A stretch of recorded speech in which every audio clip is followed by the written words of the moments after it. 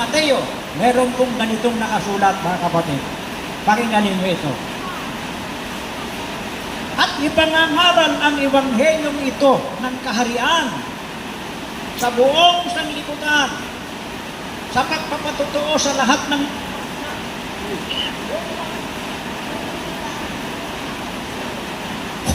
Yun. At ipangangaral ang ebanghelyong ito ng kaharian sa buong sanglibutan, sa pagpapatotoo sa lahat ng mga bansa. Kung magkagayon, na ipangaral na, ibig sabihin, kung magkagayon, darating ang wakas. Meron pong wakas na dadating. Wakas nito pong sanglibutan na atin pong kinakalawan. Huwag tayong maniwala doon sa mga sabi-sabi na ito nga ikan lupa. Paano ito masusunog ito eh? Sinusunog namin ito, hindi namin masunog. Masusunog po ito. May katapusan ito. Itong lupang atin pong kinakalawan. Bago dumating iyon, ipinaalala na sa atin ng ebanghelyo. Kaya nandito ang ebanghelyo eh. Para, kumbaga sa Bicol, mag-iskusar. Mag-iskusar. Sa Tagalog yung mag-iskusar. Ito lalo po kasi ako, kaya hindi ko alam yun. Mag-iskusar. Naintindihan yung mag-iskusar? Halimbawa, may dadating na bagyo. Anong gagawin mo? Maghahanda ka. Maghahanda tayo ngayon. Dapat na tayong maghanda. Dahil yung sinasabi ng Biblia, ito pong Biblia, itong Ebanghelyo, na ipangaral na ito, halos, sa 100 at 9 bansa sa mundo. Ito, malapit ng makakos. Pag naipangaral ito sa lahat ng mga bansa, ang kasunod niyan, wakas. Basahin niyo ulit. At ipangangaral ng ebanghelyong ito, yung gospel, ng kaharian sa buong sanlibutan, sa pagpapatotoo sa lahat ng mga bansa. Ibig sabihin, sa lahat ng mga tao. Kung magkagayon, darating ang wakas. Anong wakas ang dadating? Anong wakas ang dadating? Si Pedro po, pangunahing apostol ng ating Panginoong Jesucristo. Anong sabi ng apostol na si Pedro? Ikalawang Pedro. Kapitulo 3, talatang 10 hanggang 13. Ito po ang ayaw paniwalaan ng mga Jehovah's Witnesses. Sana walang Jehovah's Witnesses dito, Meron ba? Ayaw paniwalaan ito eh. Kasi hindi raw masusunog. Hindi may sabi sa iyo, ay sinabi ng Biblia. Basahin natin. Tatapat darating ang araw ng Panginoon na gaya ng magnanakaw, na ang salangsang kalangitan sa araw na iyan ay mapaparang kasabay ng malaking ugong, at ang mga bagay sa langit ay mapupugnaw sa matinding init, at ang lupa at ang mga gawang nasa lupa ay pawang masusunog. Sinabi po yan sa kasulatan. Hindi po natin yan pwedeng purahin.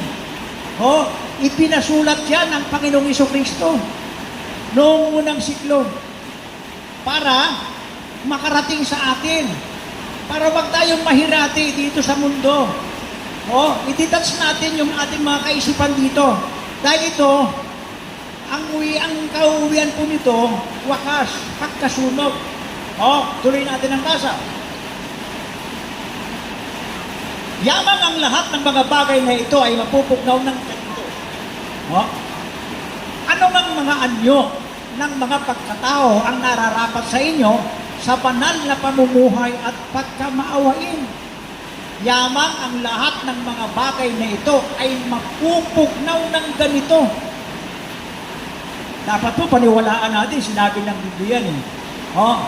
Ano ngang anyo ng mga pagkatao ang nararapat sa inyo sa banal na pamumuhay at pagkamaawain? Dapat pala nandun tayo sa banal na pamumuhay at pagkamaawain sa panahong ito.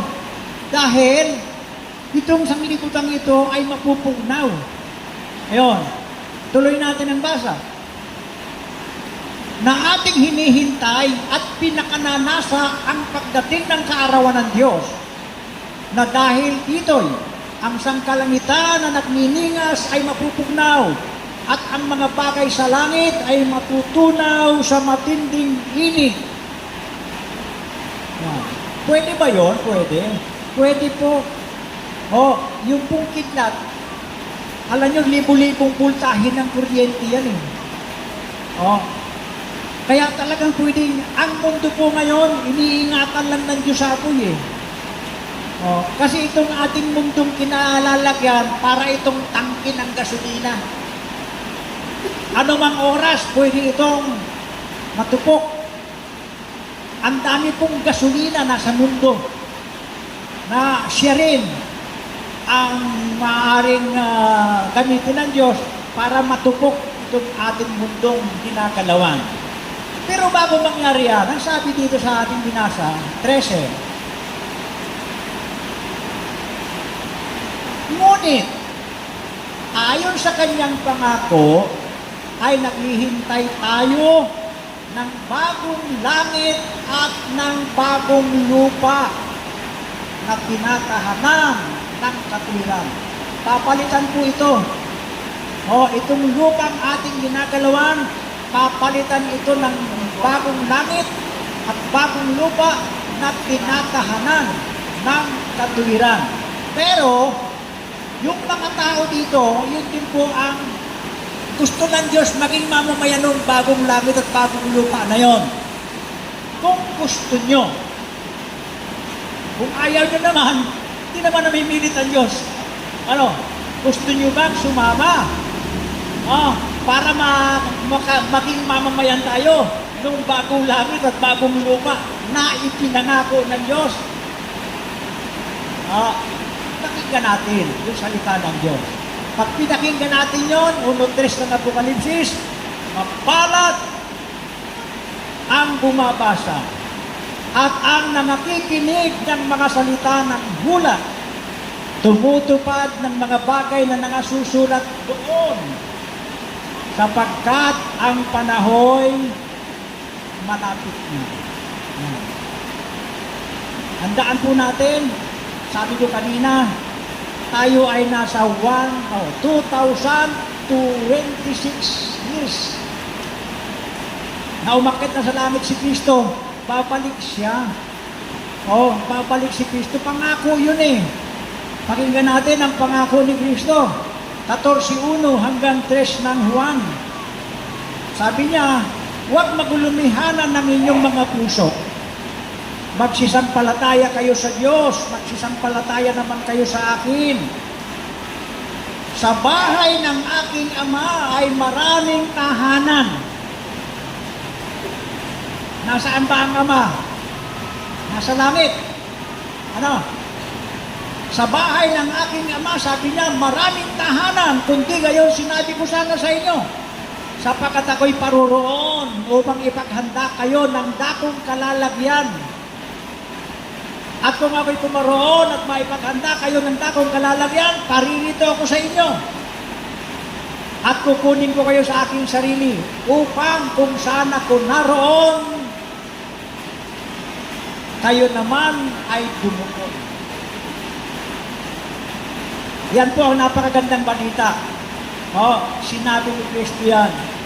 Kailangan po natin yan natanggapin. Kasi pag hindi natin tinanggap yan, hindi po tayo makakarating doon. Kaya sabi niya, huwag magulumihanan ng inyong mga puso. Magsisampalataya kayo sa Diyos. Magsisampalataya kayo sa akin. Sabi niya, sa bahay ng aking Ama, maraming tahanan. So, ibig sabihin, hindi tayo mauubusan ng tatahanan natin. Kung tayo'y maniniwala, kung tayo sasampalataya, hindi tayo mauubusan. Maraming tahanan doon, mga kapatid.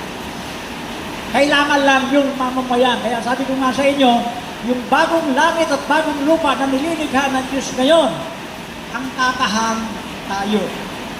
Kung kayo po'y sasama sa amin doon sa pagnanasa na maging mamamayan ng langit. Yan. Sa bahay ng aking ama, maraming tahanan, kundi gayon sinabi ko sana sa inyo, sapagkat ako'y paroroon upang itaghanda kayo ng dakong kalalagyan. Kung ako ang kayo pumaroon at maipaghanda kayo ng dakong kalalagyan, paririto ako sa inyo. Kukunin ko kayo sa aking sarili, upang kung sana kung naroon, kayo naman ay tumuon. Yan po ang napakabuting intensyon ng Diyos. Kaya tayo nilikha ng Diyos, gusto niya makasama tayo sa buhay na walang hanggan. Yan po. Sino-sino po yan, mga kapatid? Yung mga taong gusto nang makasama sa buhay na walang hanggan.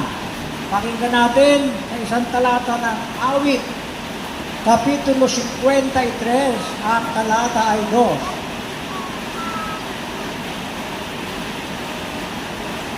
Sabi diyan, kinuha ng Diyos ang mga anak ng mga tao mula sa langit upang tingnan kung may sino mang nakakaunawa na humahanap sa Diyos.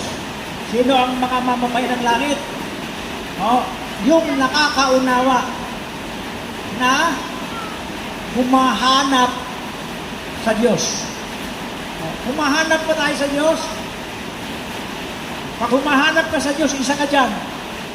Kasi yung humahanap sa Diyos, yun po yung hinahanap niya. Ang ginagawa kasi ng Diyos sa langit, daily, tinutunghan niya ang mga anak ng mga tao sa lupa. Sino ba nakakaunawa dyan? 14:2 ng awit. Ang nakalagay dyan, humahanap sa Diyos. Dito naman, hinahanap ng Diyos.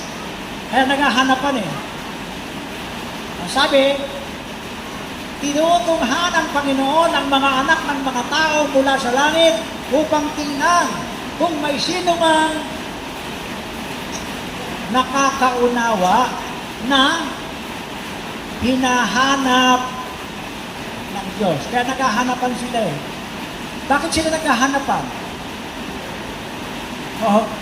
Kasi nga, ang tao, naroon po tayo sa kadiliman. Nasa kadiliman tayo ng sanlibutan. Dahil pinadilim ng Diablo.